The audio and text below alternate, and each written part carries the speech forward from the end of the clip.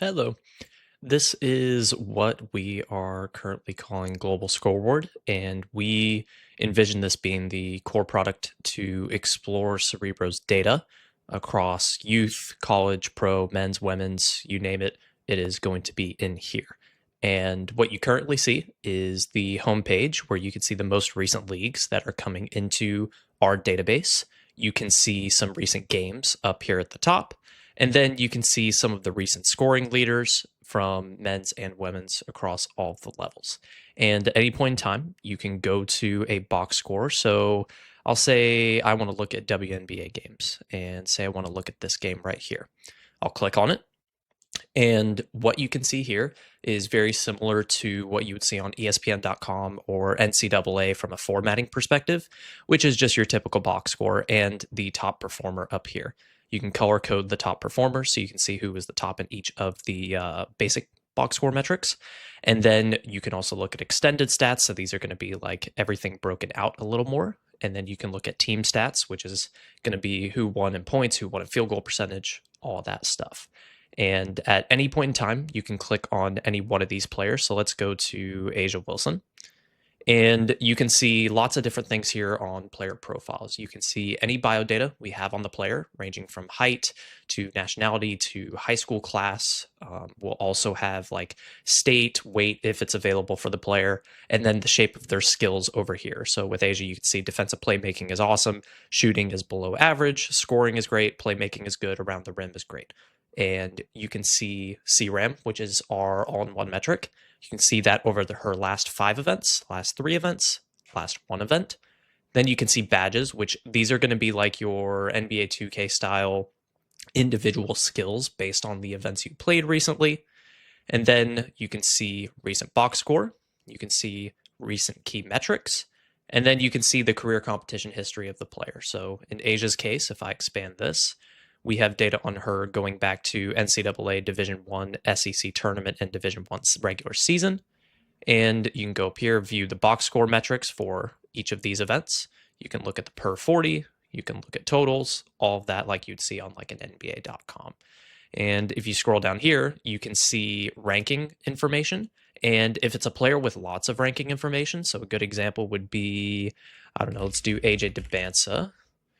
And you'll search here. You can go to AJ, and you can also see social media info, by the way, if we have it. And I'll scroll down, and you can see how a player's ranking changed over time. Of course, with AJ, it really didn't change much. He was either number 1 or number 2 in the class the whole time. You can see who he was offered by, which I'll show you this more in a moment.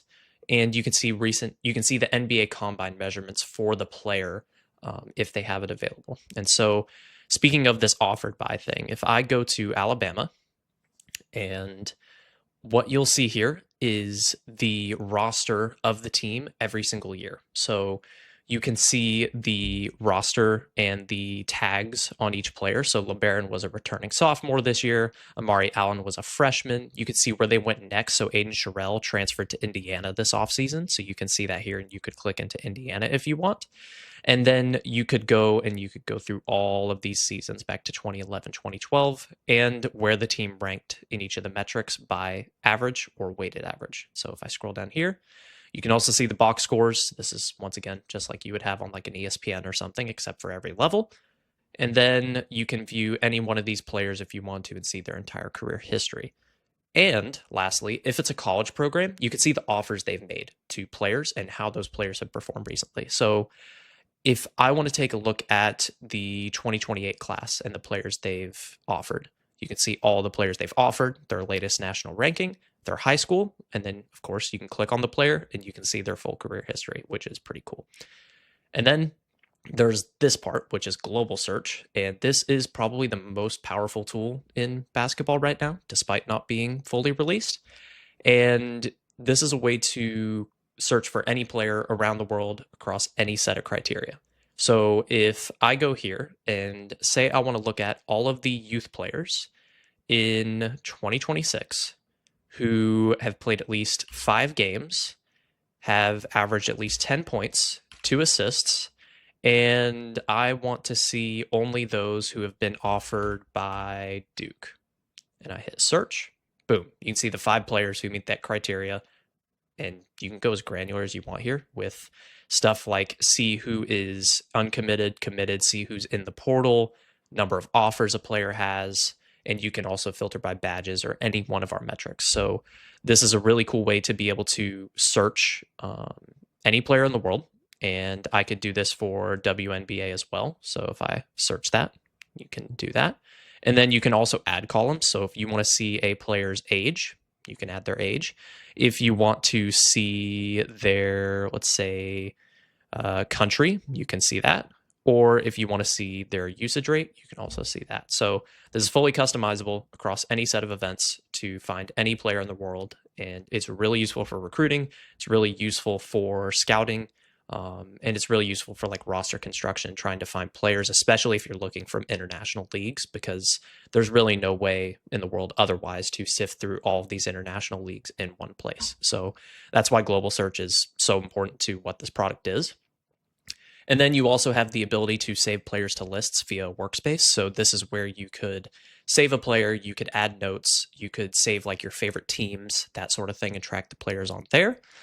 And then you're able to actually view individual teams besides just the NCAA ones I mentioned earlier. And you can go here and you can look at any of the teams you want here along with, their entire history of their franchise. So hopefully that gives a good overview of what Global Scoreboard is. Let me know if you have any questions. And I think this is going to be really revolutionary and impact basketball in a really big way. So can't wait to show you guys more once it fully releases, but thanks for watching.